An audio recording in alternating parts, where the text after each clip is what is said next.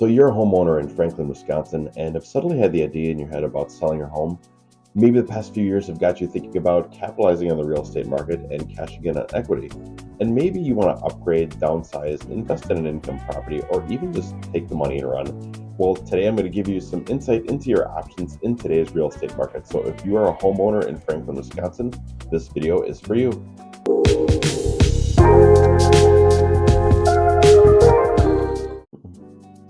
Hello, everyone. Good morning, good afternoon, good day. Welcome back to Moving to Milwaukee. Today, I'm going to talk about what some homes are going for today in Franklin, Wisconsin, and give you a little bit of a refresher about the process when it comes to selling your home. Home prices today have never been higher, and despite the choppy waters in the current state of the real estate market, homes are still selling very swiftly, in some cases with multiple offers on them and going over asking. So if you're a homeowner in Franklin, Wisconsin, and you're even just pondering at the idea of selling your home, pay attention to this video. You're not going to want to miss it. So let's take a look into the neighborhood and see what homes are currently going for, a glimpse into the sales process, and to help you decide whether it is or is not a good time for you to sell. So with that said, let's get right into it. So to start off with a brief synopsis on Franklin real estate market, there are a handful of subdivisions with HOAs and condo associations throughout. Now, this does not necessarily sum up the Franklin as a whole, but to give a better perspective, I have outlined a few subdivisions to reference for a majority of Franklin. So if you live in any of these or near any of these or have homes very similar, they can give you a very realistic perspective on what you can expect to collect from selling your home. Now, the first subdivision I do want to talk about is what's known as Lake Point Estates. It's in the central area near downtown Franklin and near the City Hall. Now, many of these homes will be a two-story contemporary, having 3 or 4 bedrooms and ranging from 1,800 or more than 2,000 square feet of living space. Homes nowadays in the subdivision will sell between $410,000 to upwards of $500,000. And before I go any further, my name is William Loos. I am the local real estate agent in the Franklin area. The numbers I am presenting are averages in these neighborhoods. I understand that your home is very unique to you and has a unique value of its own. And if you're thinking about selling and are curious about what your home might be potentially worth, reach out to me today. Let's talk, set up a formal consultation. I help sellers get the best possible outcome, and I want to help you too. My contact information is on the screen and in the description below. I look forward to hearing from you. Moving on to my next area, which is Windham Hills. If you live in this subdivision, you know that your home, as well as many of your neighbors, will have larger homes with more than 3,500 square feet, as well as spacious bedrooms in each home. Homes in Windham Hills will sell anywhere from $800,000 and up, depending on the home, as these homes will be a little larger and will sell for higher costs. The next subdivision on my list is Tifton Heights. If you live in Tifton Heights, homes will sell for around $350,000 up to upwards of $400,000, which they could sell quickly as many buyers are looking for affordable housing lately. Many homes in this area are 3-bed ranch-style homes with 1,500 to just over 2,000 square feet of living space. Moving on to Hidden Lake subdivision, homes in this neighborhood will be a bit larger with 2,000 to 3,000 square feet of living space and many with 3 or 4 spacious bedrooms. Homes on average in Hidden Lakes will sell from the low to the mid 500s. Now, for condos in the Franklin area, it can vary from one association to the other, but many units in the Franklin neighborhoods will sell between $250,000 and $350,000, many of which will have 2 to 3 bedrooms between 1,000 to 2,000 square feet per unit, as well as will come with at least 1 parking space. Other associations will be larger in the living space and might even have more seclusion in the neighborhood itself.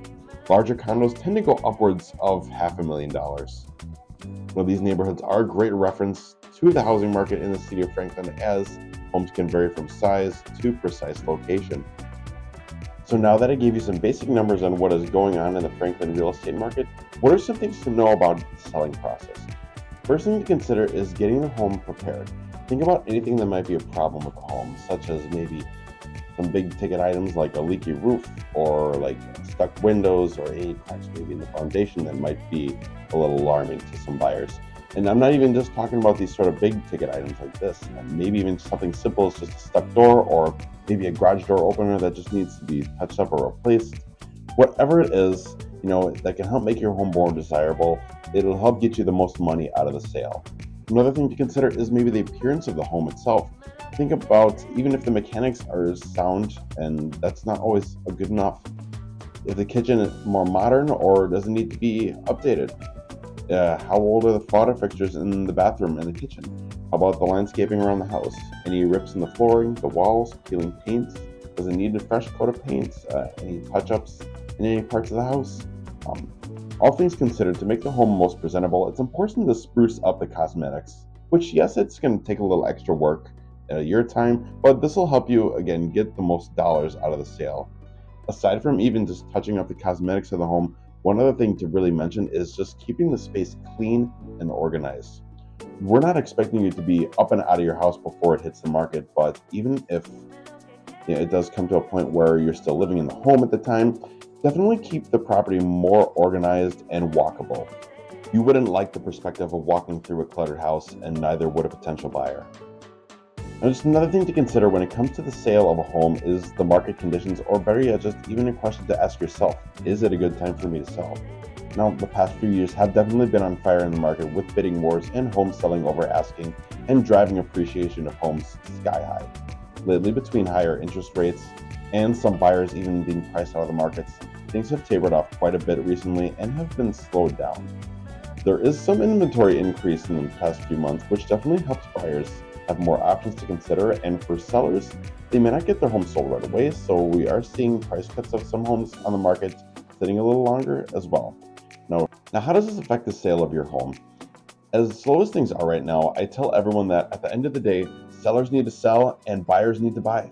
No two homeowners situations are alike, and with that said, there's always something that keeps the real estate market in motion.